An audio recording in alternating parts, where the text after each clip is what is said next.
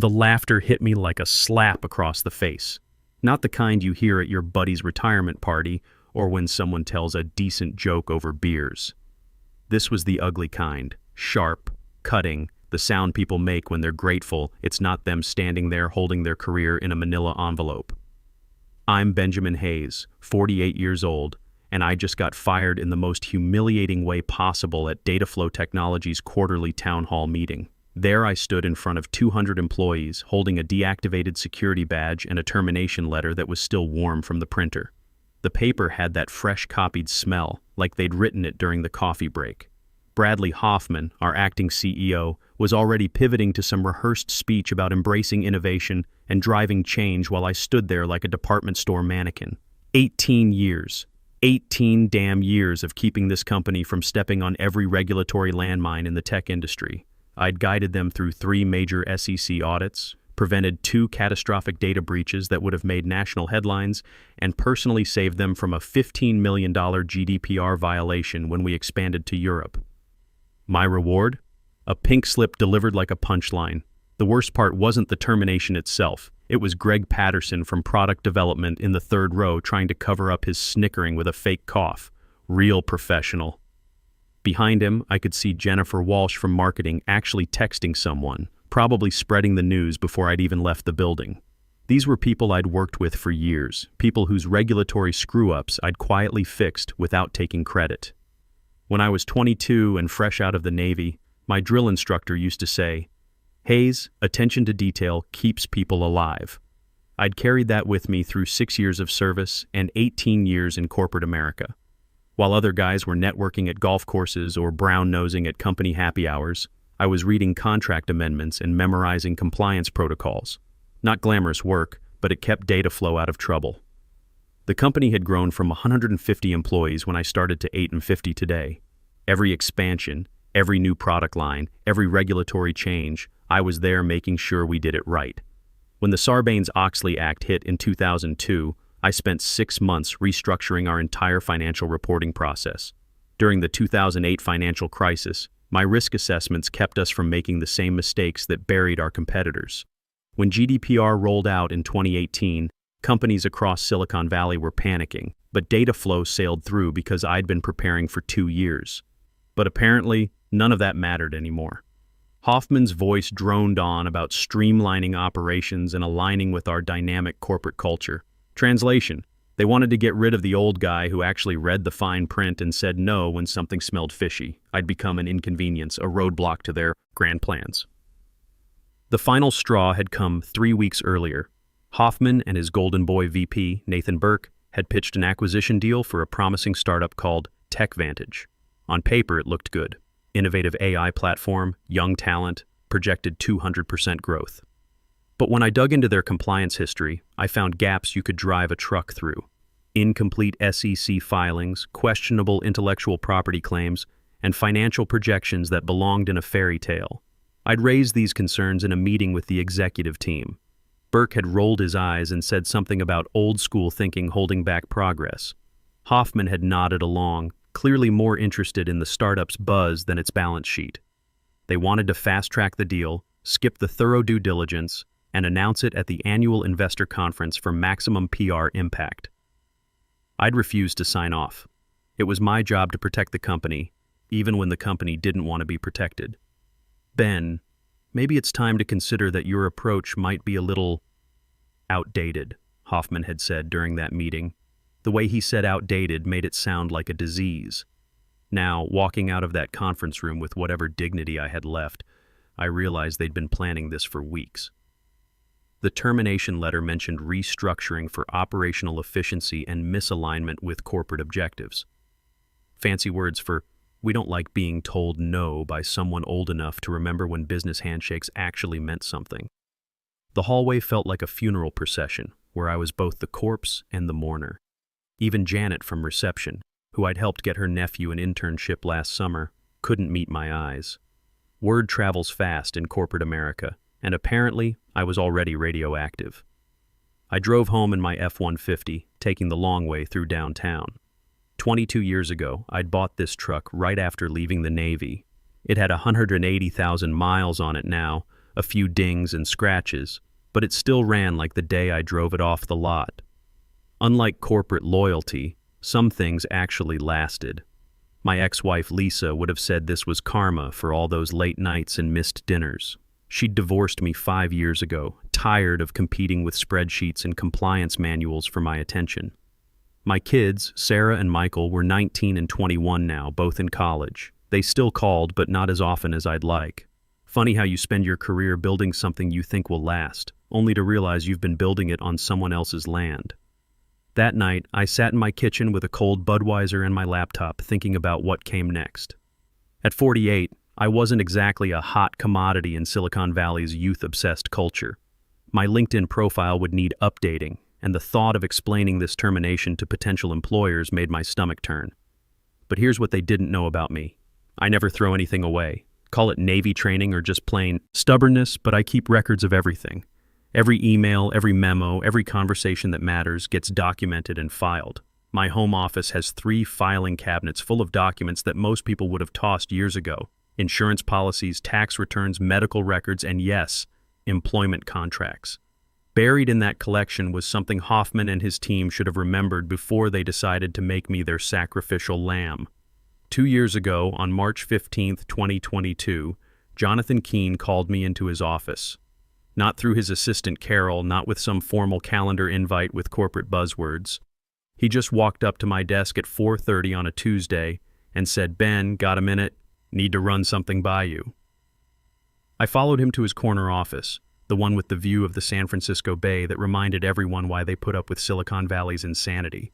He closed the door behind us, which was unusual. In 16 years of working for Keene, he'd only closed the door maybe a dozen times, and it was never for good news. "You're the only guy here who actually reads what he signs," he said, sliding a document across his mahogany desk.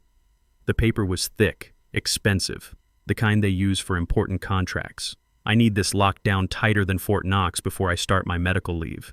At the time, I thought he was just being cautious. Keene had been diagnosed with stage 3 pancreatic cancer, and everyone knew the prognosis wasn't great. The board had already named Hoffman as acting CEO, and there were rumors about restructuring, cost-cutting, all the usual corporate vultures circling when leadership gets shaky. The document was an amendment to my employment contract.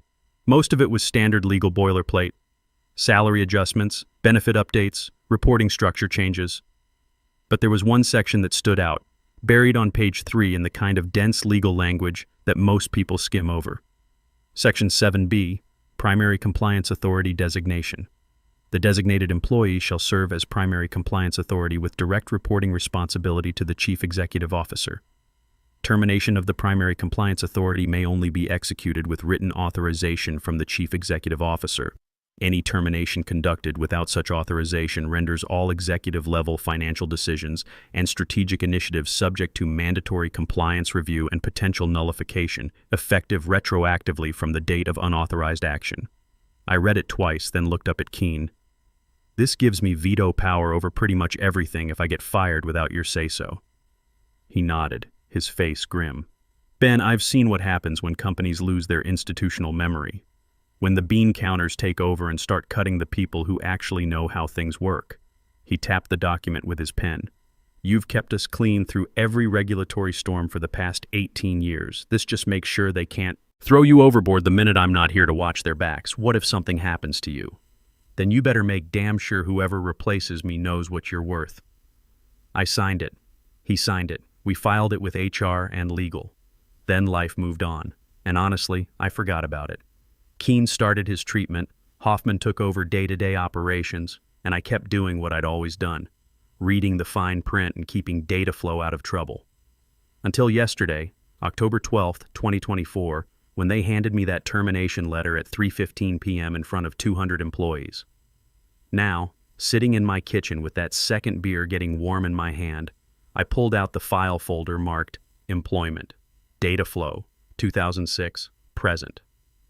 Everything was there, chronologically organized like a military operation manual. Offer letters, performance reviews, salary adjustments, and right there in the middle, the March 2022 amendment with both signatures clear as day. I took a photo of the relevant page with my phone and started typing an email. "Jonathan, hope the treatment is going well and you're feeling stronger. Quick question about the Primary Compliance Authority Clause we signed in March 2022. Did you authorize my termination today? They handed me the papers at this afternoon's town hall. Ben. I hit send at 11:47 p.m. The reply came back faster than I expected at 12:03 a.m. Ben. What the hell? No, I didn't authorize anything. Still fighting this cancer, but my brain works fine. They just violated the clause in spectacular fashion. Check your email first thing tomorrow morning. Time to remind them why that paperwork exists. JK. I slept better that night than I had in weeks. Amazing what a little job security can do for your peace of mind, even when you've technically been fired. My phone started buzzing at 6:15 a.m. with notifications. Not just one or two emails. A steady stream of messages marked urgent, immediate attention required. And my personal favorite, compliance crisis. All hands. The first email was from Richard Lawson, Dataflow's chief legal counsel. Subject line, executive decision freeze. Immediate review required. Benjamin, please disregard yesterday's termination notice. Legal has identified significant procedural violations in the termination process. All executive decisions made subsequent to 3:15 p.m. on October 12th are under immediate compliance review per Section 7B protocols. Please report to Conference Room A at 9:00 a.m. for emergency consultation. Richard.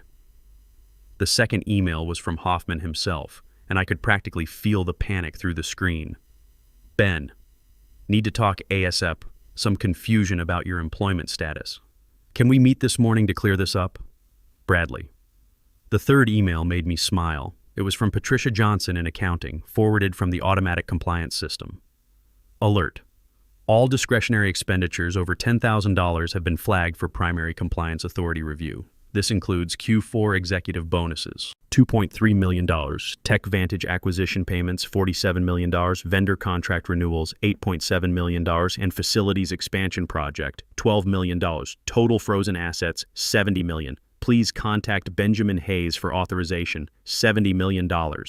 They'd managed to freeze $70 million in less than 12 hours by firing me without proper authorization. In the Navy, we had a saying, proper planning prevents piss-poor performance. Apparently, Dataflow's executive team had skipped that lesson.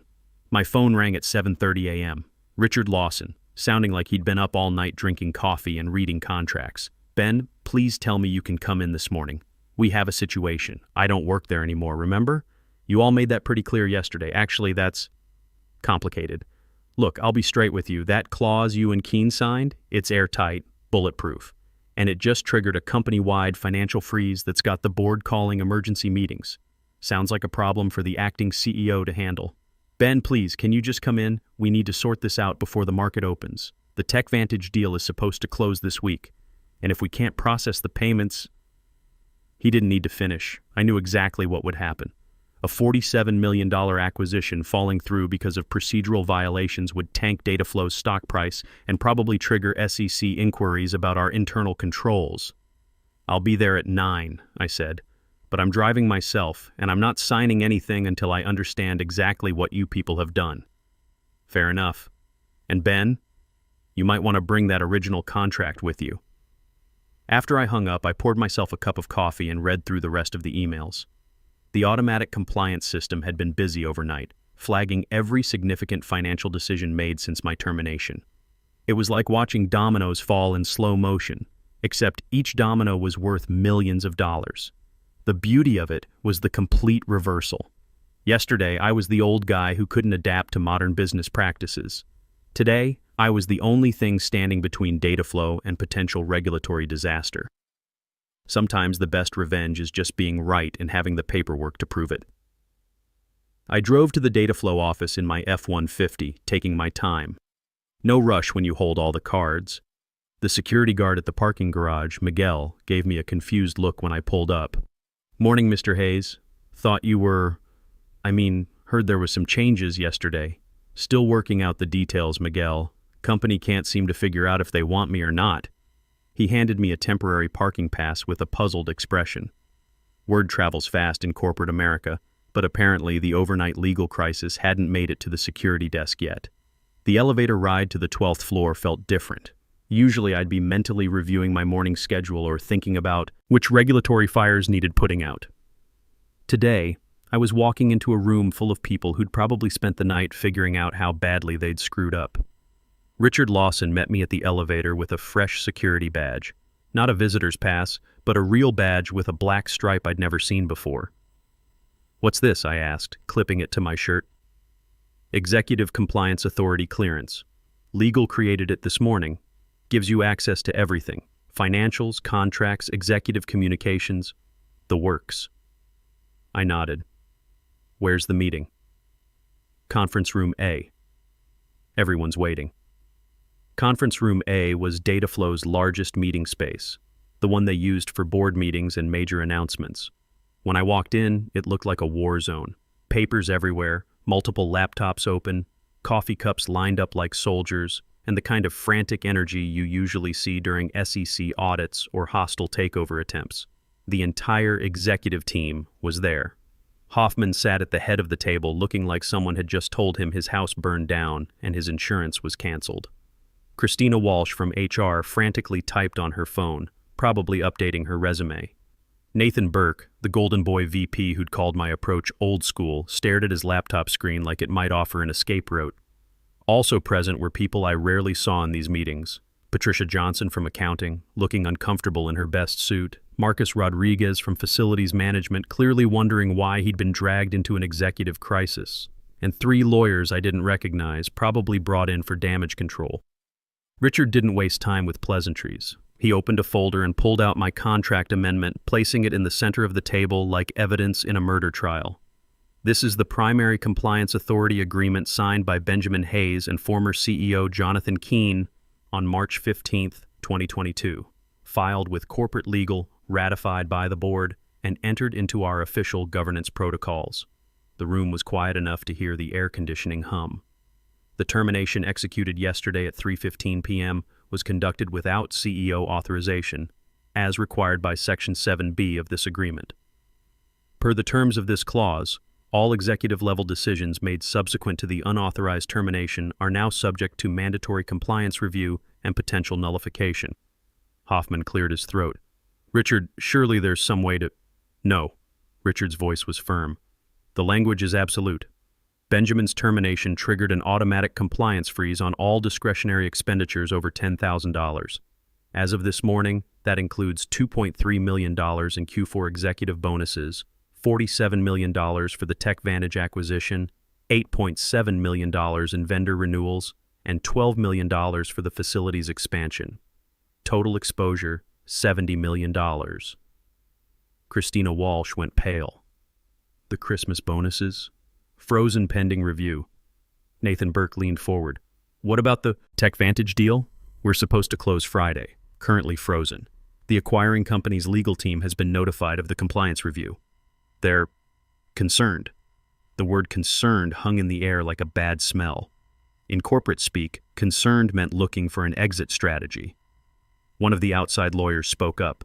"What exactly would it take to resolve this situation?" Richard gestured toward me. "That's up to Benjamin. Under Section 7B, he now has absolute authority over any decision made during the nullification period. He can approve them, modify them, or cancel them entirely." All eyes turned to me. For 18 years, I'd been the guy in the background, the one who caught mistakes before they became disasters. Now I was sitting at the head of the table with the power to make or break their carefully laid plans. "I'll need complete access to all financial records from the past 6 months," I said, my voice steady. "All executive communications regarding the restructuring plans. And I want a detailed explanation of the decision-making process that led to my termination." Christina Walsh raised her hand like she was in school. "What about our compensation packages?" I looked at her for a long moment. She'd been one of the people texting during my public humiliation yesterday. "That depends on what I find during my review. Could be a week, could be a month, could be indefinitely if I discover actual violations." Hoffman tried to salvage some authority. "Ben, let's be reasonable here. We all want what's best for the company, do we? Because yesterday you wanted what was best for the company was getting rid of the guy who's kept you out of regulatory trouble for nearly 2 decades. The conference room door opened and Richard's assistant wheeled in a large monitor. The screen flickered to life, showing a video feed from what looked like a hospital room. Jonathan Keene appeared on screen, thinner than I remembered, but with the same sharp eyes that had built data flow from a startup into a major player. "Morning, everyone," he said, his voice clear despite the oxygen cannula in his nose. "I see we have a situation." The temperature in the room dropped 10 degrees. Hoffman straightened in his chair like a cadet caught slouching during inspection. "Jonathan," Hoffman said, "we were just discussing—" "I know exactly what you were discussing. I've been briefed." Keene's gaze moved around the room through the camera. "Ben, good to see you. Sorry about the circus yesterday." "Not your fault, boss. You were busy with more important things." Keene almost smiled. "Fighting cancer is easier than dealing with corporate politics, trust me." His expression hardened as he addressed the room. "You fired the one person who was keeping you out of regulatory trouble, without asking me, during a period when we're under SEC review for the Hartford merger disclosure timeline." Nathan Burke tried to interject. "Jonathan, the decision was based on arrogance and stupidity." Keene's voice cut through the room like a blade. "Ben saved this company millions in potential fines over the years. The Entech audit in 2019, Ben's preparation kept us from an $8 million penalty. The GDPR compliance rollout, Ben's framework prevented what could have been a $25 million violation. And you fired him because he wouldn't rubber stamp your half-baked acquisition plan." The silence was deafening. "Here's what's going to happen," Keene continued. "Ben is reinstated immediately with full authority over all compliance matters.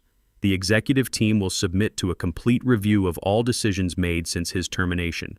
And I suggest you cooperate fully because the SEC doesn't appreciate it when companies play games with regulatory oversight." He paused, letting that sink in. "Ben, you have my complete support to do whatever's necessary to clean this mess up.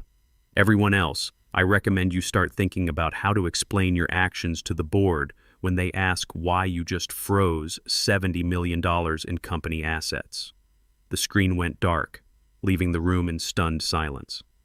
Richard handed me a new contract across the conference table. The paper was thick, official, with the data flow letterhead embossed at the top. "This reinstates you as Senior Compliance Director with expanded executive authority." The board voted on it unanimously this morning at 7:30 a.m. I scanned the document. My salary had been bumped up 15%, and there was a new title, Chief Risk Officer with direct board reporting. More importantly, the Compliance Authority clause was now permanent, not dependent on any individual CEO's discretion. "The board moved fast on this," I said, signing my name next to theirs. "They had motivation," Richard replied dryly. "The TechVantage acquisition was supposed to close Friday. Their legal team started asking questions when they couldn't get payment authorization. Stock futures dropped 3% in pre-market trading on rumors of internal control failures. Around the table, faces that had been smirking at me 24 hours earlier now looked like they were attending their own wake. Christina Walsh had stopped typing on her phone. Nathan Burke stared at his hands like they might provide answers to life's bigger questions. "I'll need full access to all executive communications from the past 30 days, I said, pulling out a legal pad.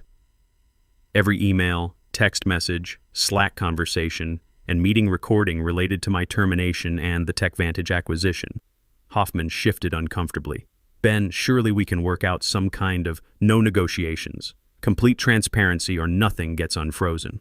Over the next 3 weeks, I systematically dissected every decision they'd made since my termination.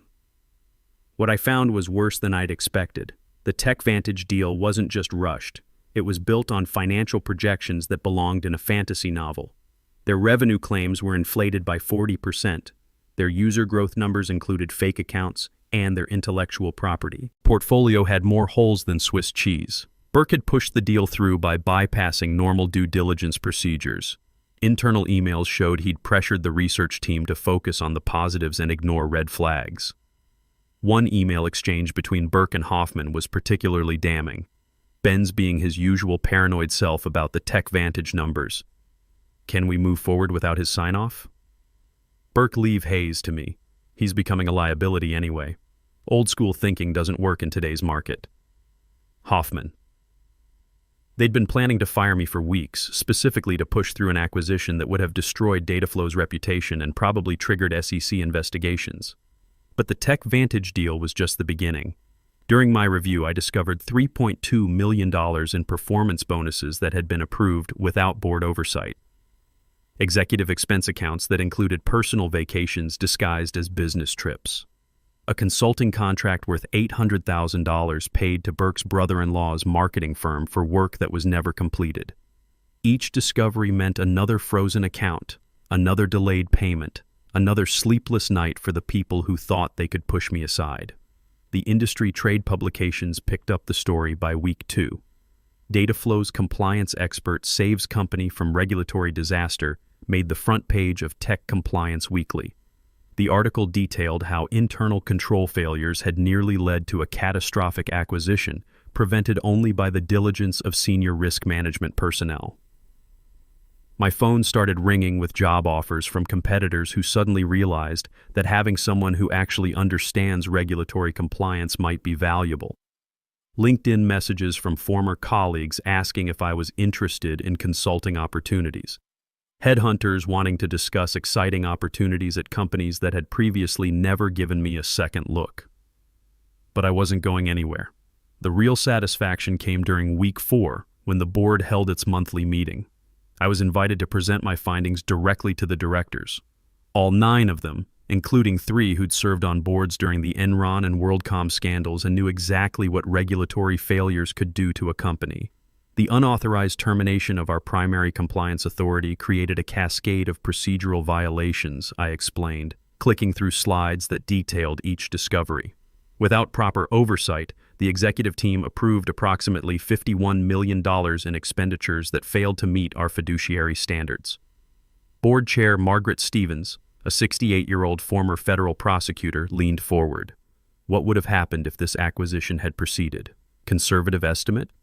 $25 million in SEC fines, potential criminal liability for executives involved in the misrepresentation, and catastrophic damage to our reputation in the market. The board voted unanimously to terminate the TechVantage acquisition. They also voted to accept the resignations of Nathan Burke and 2 other VPs who'd been involved in pushing the deal. Hoffman kept his job but was placed under enhanced oversight. Corporate speak for one more screw-up and you're gone. 6 months later, I was promoted to Chief Risk Officer with a seat on the board of directors. My office was 3 doors down from Hoffman's, with the same view of San Francisco Bay that reminded me why I'd stuck it out through all the corporate nonsense. The compliance department grew from 3 people to 8. My budget increased by 200%. And most importantly, every major business decision now required my written approval before moving forward. When new executives joined the company, they got a mandatory briefing about regulatory protocols. The presentation always included a case study about the TechVantage acquisition and what happened when proper oversight was bypassed. The message was clear: respect the process or pay the price. My kids called more often after the promotion. Sarah, now a junior at Berkeley studying business law, said she was proud that her dad had stood up to corporate bullies. Michael, finishing his engineering degree at Stanford, asked if there were any internship opportunities in the compliance department. Funny how success makes family relationships easier. The divorce settlement with Lisa had left me financially stressed for years, but the promotion and stock options meant I could finally breathe easy. I paid off the mortgage on my house and started contributing to a retirement account that might actually support me when I decided to hang up the regulatory manual. These days, when industry conferences invite me to speak about risk management, I always tell the same story. How a company nearly destroyed itself by firing the one person who knew where the bodies were buried. How proper documentation and attention to detail can be the difference between regulatory compliance and corporate catastrophe. The best part isn't the money or the title or the respect from my peers. It's walking into that conference room every Monday morning and seeing executives who used to dismiss me now hanging on every word I say. They learned the hard way that in corporate America, the most dangerous person isn't the one with the biggest office or the loudest voice. It's the one who actually reads the contracts and remembers what happened the last time someone thought they were too important to follow the rules. Sometimes the best revenge is just being right and having 18 years of paperwork to prove it.